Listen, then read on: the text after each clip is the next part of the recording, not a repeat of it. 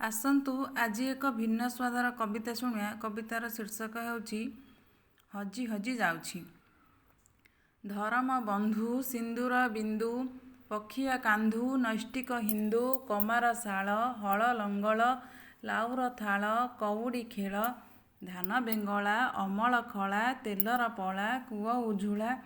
ପାଦେ ଅଳତା ରିବନ ଫିତା, ବରଡ଼ା ଛତା ମଞ୍ଜା ରାଇତା,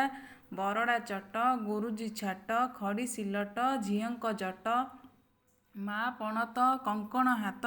କେନ୍ଦରା ଗୀତ ନାଉରୀ କାତ, ଢିଙ୍କି ପାହାର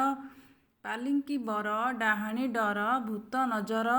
କଲମ କାଳି ଘର ଛୁଆଳି, ଗାୟକ ଅଳି ଚନ୍ଦନ ଥାଳି, କାଠ କଠଉ ଚୁଲି ପିଠଉ, ଲେଖା ଚିଟଉ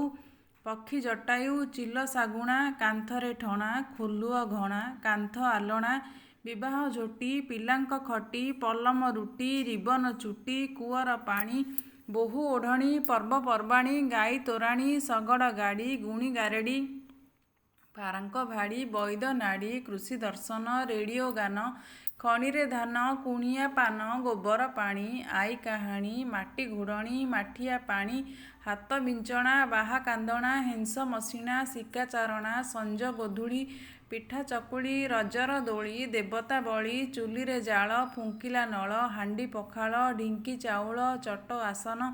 ଅର୍କର ପାନ, ସାଧୁ ସମ୍ମାନ ଭିକ୍ଷୁଙ୍କୁ ଦାନ, ଶିକାରେ ଦହି ଲଙ୍ଗଣ ମହି, ପୁରାଣ ବହି ଉଖୁଡ଼ା ଖଇ, ବତୀ ଲଣ୍ଠନ ବଟୁଆ ପାନ, ପୋଇ ମଥାନ